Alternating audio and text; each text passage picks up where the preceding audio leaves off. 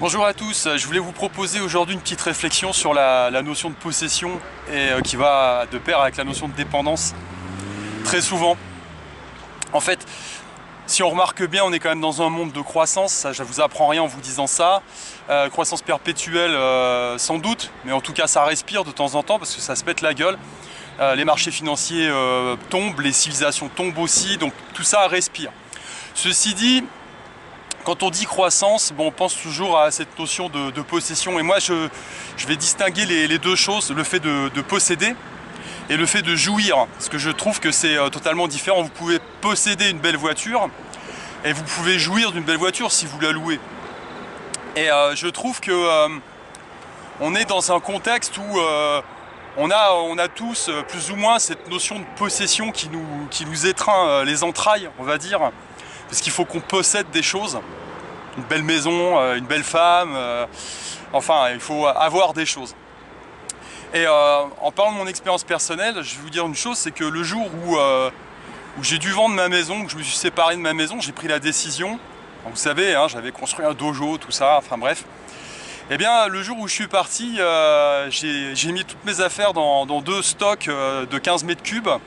Et un copain m'a prêté un petit appartement le temps que je puisse emménager ailleurs. Donc du coup je suis parti avec mon sac à dos.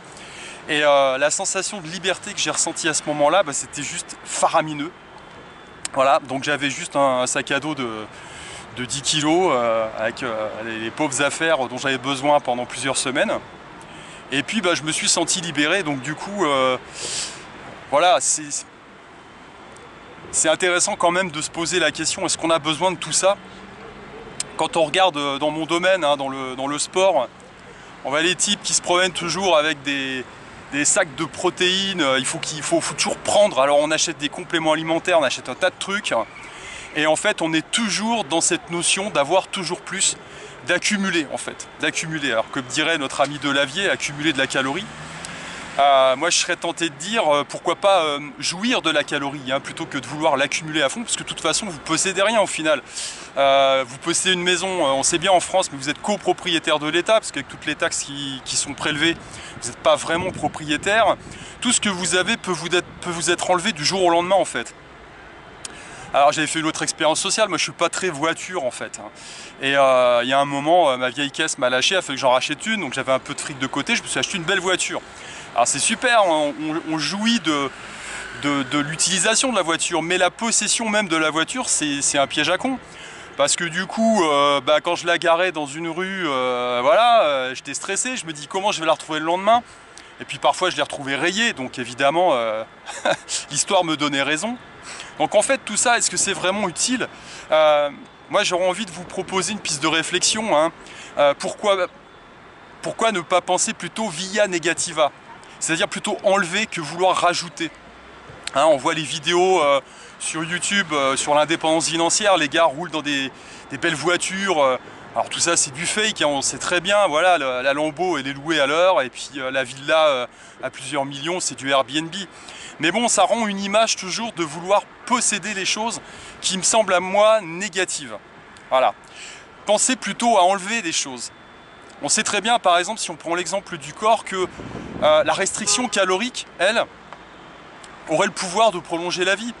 On sait très bien que les jeûnes qui sont proposés dans les religions traditionnelles sont aussi un moyen essentiellement efficace de purger l'organisme. Donc on n'est pas toujours en train de rajouter des choses, au contraire, on en enlève. Et est-ce que ce ne serait pas plutôt en enlevant des choses qu'on serait plus heureux finalement?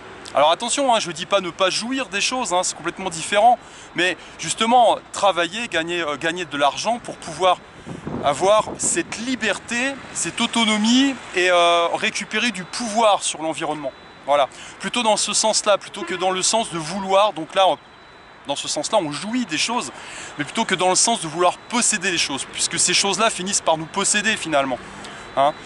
Donc voilà, pensez à ça. Plutôt que de rajouter au niveau de votre alimentation. Alors évidemment, voilà, moi je sais que depuis que j'ai arrêté le gluten, j'ai perdu 3 kilos par exemple.